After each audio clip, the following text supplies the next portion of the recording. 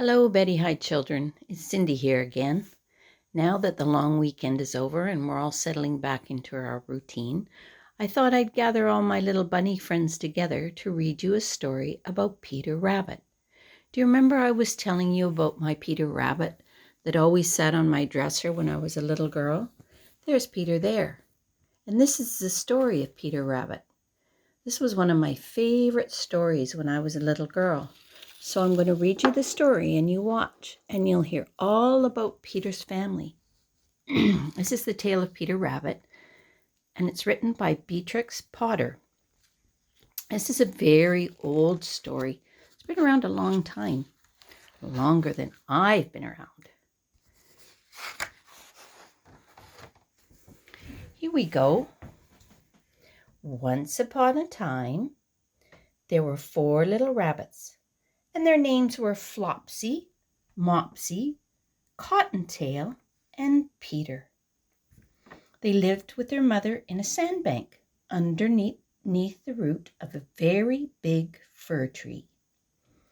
"Now, my dears," said old Mrs. Rabbit one morning, "you may go to the fields or down the lane, but don't you go into Mr. McGregor's garden.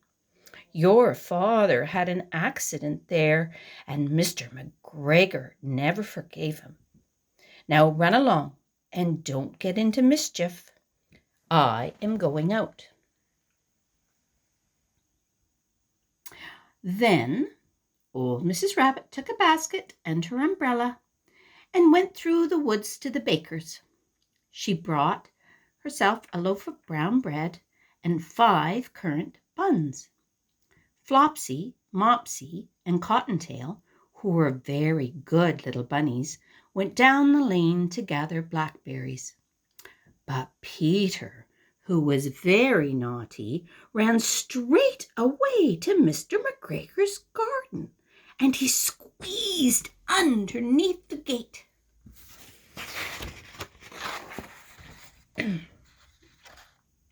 Uh-oh. First he ate some lettuce and some French beans. Then he ate some radishes, and then, feeling rather sick, he went to look for some parsley.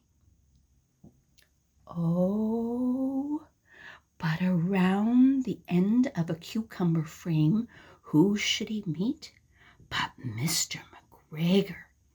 Mr. McGregor was on his hands and knees planting out young cabbages.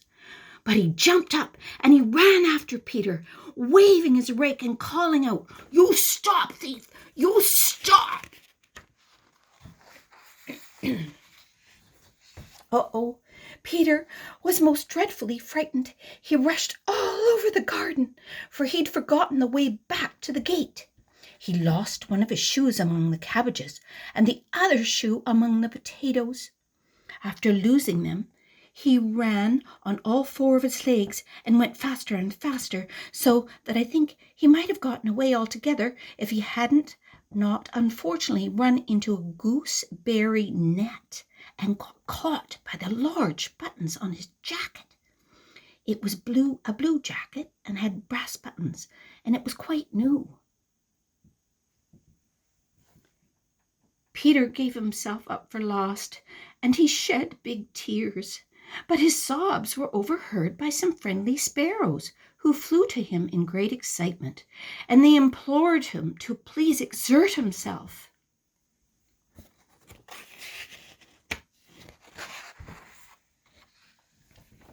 Mr. McGregor came up with a sieve, which he intended to pop upon the top of Peter, but Peter wiggled out just in time, leaving his jacket behind him, and he rushed into the tool shed and jumped into a can.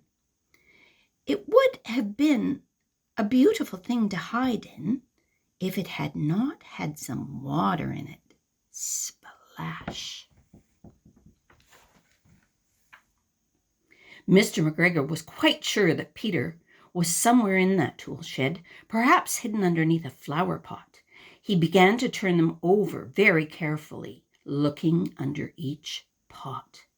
Presently, Peter sneezed, and Mr. McGregor was after him in no time. and tried to put his foot upon Peter, who jumped out of a window, unsettling 3 plants. The window was too small for Mr. McGregor, and he was tired of running after Peter. So he went back to his work. Peter sat down to rest.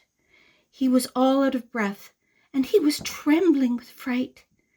He had not the least idea of which way to go. Also, he was very damp with sitting in that can. After a time, he began to wander about, going lippity, lippity, lippity, but not very fast, and looking all around. Peter found a door in a wall, but it was locked, and there was no room for a fat little rabbit to squeeze underneath. An old mouse was running in and out over the stone stairway, carrying peas and beans to her family in the wood. Peter asked her the way to the gate, but she had such a large pea in her mouth that she could not answer. She only shook her head at him, and Peter began to cry.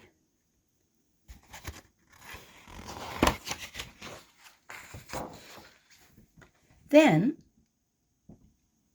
he tried to find his way straight across the garden, but he became more and more puzzled. Presently, he came to a pond where Mr. McGregor filled his water cans. A white cat was staring at some goldfish.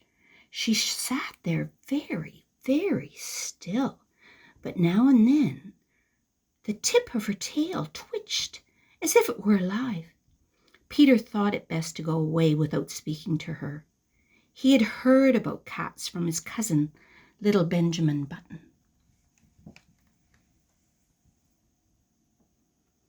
He went back towards the tool shed, but suddenly, quite close to him, he heard the noise of a hoe.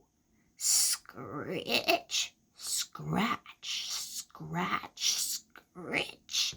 Peter scuttered underneath the bushes, but presently, as nothing happened, he came out, and he climbed upon a wheelbarrow, and he peeped over.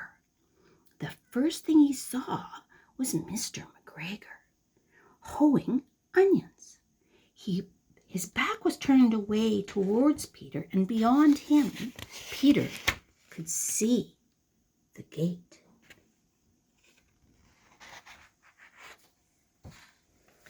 Peter got down very quietly off the wheelbarrow and started running as fast as he could along a straight walk behind some black currant bushes. Mr. McGregor caught sight of him at the corner, but Peter did not care. He slipped underneath the gate and was safe at last in the wood outside the garden. Mr. McGregor hung up his little blue jacket and the shoes for a scarecrow to frighten all the blackbirds away.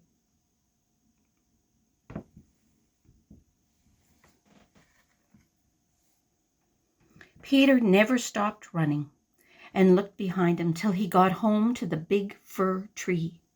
He was so tired that he flopped down upon the nice soft sand on the floor of the rabbit hole, and Peter shut his eyes. His mother was very busy cooking. She wondered what he had done with all his clothes.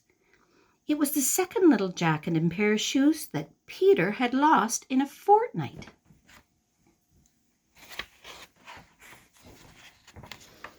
I'm sorry to say that Peter was not very well during the evening.